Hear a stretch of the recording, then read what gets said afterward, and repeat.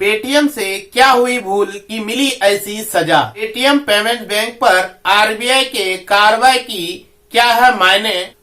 Paytm payments bank के ban के ग्राहकों को क्या होगा असर। जाने आरबीआई की रडार पर कैसे आया, क्यों आया पेटीएम पेमेंट्स बैंक। पेटीएम पर आरबीआई के फैसले का क्या है मतलब। रद्द हो सकता है पेटीएम पेमेंट्स बैंक का लाइसेंस। आरबीआई द्वारा पेटीएम पेमेंट्स बैंक बैन के बाद आपके पैसों का क्या होगा, जानिए पूरी सच्चाई इस वीडियो में। एक पैन कार्ड से 1000 अकाउंट और करोड़ों का लेन देन बिना जानकारी के।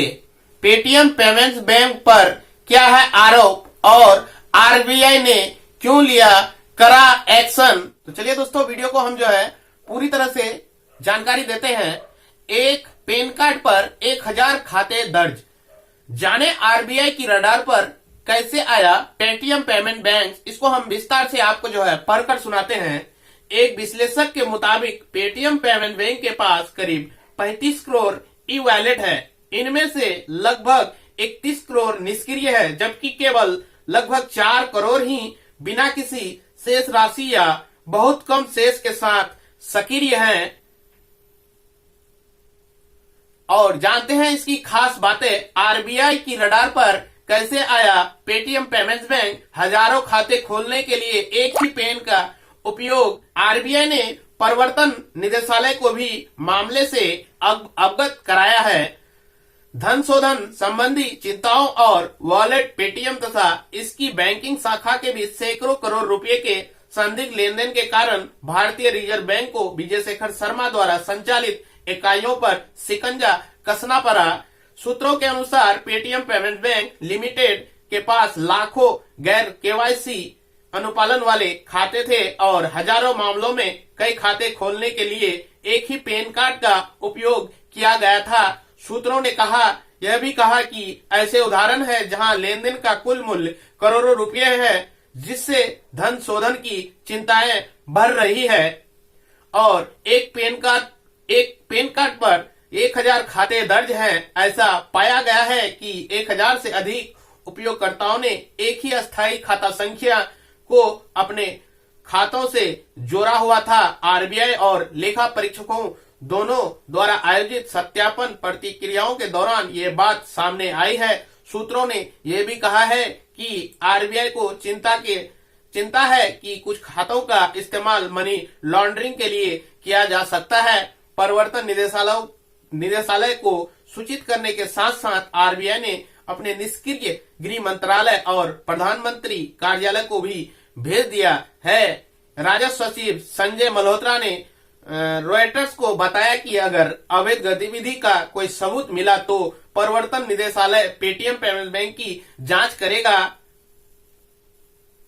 और आपको बता दें कि आरबीआई ने पेटीएम पेमेंट बैंक लिमिटेड को किसी भी ग्राहक खाते, प्रीपेड साधन, वॉलेट एवं फास्टैग में 29 जनवरी 2024 के बाद जमा या टॉपअप स्वीकार न करने का निर्देश भी दिया था। आरबीआई ने एक बयान में जारी देते हुए कहा था कि यह कदम व्यापक प्रणाली ऑडिट रिपोर्ट और बाहरी ऑडिटरों की अनुपालन सत्यापन रिपोर्ट के बाद उठाया गया है। इन रिपोर्टों से भुगतान बैंक में लगातार नियमों के गैर अनुपालन और सामग्री पर्यवेक्षण से जुड़ी चिंताएं सामने आई है। आरबीआई ने इसके पहले 11 मार्च 2022 को पीपीबीएल को तत्काल प्रभाव से नए ग्राहक को जोड़ने से रोक दिया था। आरबीआई ने कहा कि पेटीएम पेमेंट बैंक के ग्राहकों को बचत बैंक खाते, चालू खाते, प्रीपेड माध्यम, FASTag, national common mobility card सहित अपने खातों से शेष राशि की निकासी या उपयोग की अनुमति किसी प्रतिबंध के बगैर दी जाएगी। 197 कम्युनिकेशंस के पास पेटीएम पेमेंट्स बैंक लिमिटेड में 49% हिस्सेदारी है, लेकिन वह इसे अपनी सहयोगी के रूप में वर्गीकृत करता है, न कि अनुषंगी कंपनी के रूप में। पेटीएम पेमेंट बैंक के पास करीब 35 करोड़ ई वॉलेट। एक विशेषज्ञ के मुताबिक पेटीएम पेमेंट बैंक के पास करीब 35 करोड़ ई वॉलेट है। इनमें से लगभग 31 करोड़ निष्क्रिय है, जबकि केवल लगभग 4 करोड़ ही बिना किसी शेष राशि या बहुत कम शेष के साथ सक्रिय होंगे। सूत्रों ने यह भी कहा है कि असामान्य रूप से बड़ी संख्या में निष्क्रिय खातों को उपयोग फर्जी खातों के लिए किए जाने की आशंका है। ऐसे में केवाईसी में बड़ी अनियमितताएं हुई है, जिससे ग्राहकों, जमाकर्ताओं और वॉलेट धारकों को गंभीर जोखिम का सामना करना पड़ा।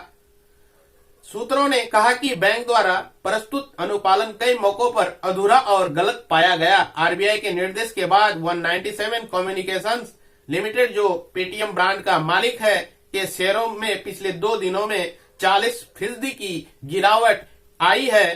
सूत्रों ने यह भी कहा कि अभी तक कोई अंतिम फैसला नहीं हुआ है और पेटीएम के रिप्रेजेंटेशन के आधार पर आरबीआई की सोच बदल सकती है। आरबीआई ने अभी तक ईमेल का कोई जवाब नहीं दिया है। पेटीएम पेमेंट्स बैंक के प्रवक्ता ने कहा कि आरबीआई का हालांकि निर्देश चल रही सुपरवाइजरी एंगेजमेंट और कंप्लायंस प्रोसेस का हिस्सा है। प्रवक्ता ने यह भी कहा कि बैंक ने आरबीआई के कंप्लायंस और सुपरवाइजरी निर्देशों पर भी ध्यान दिया है। दोस्तों, आज का वीडियो कैसा लगा कमेंट में हमको जरूर बताएं। नए हैं तो चैनल को सब्सक्राइब कर लीजिए।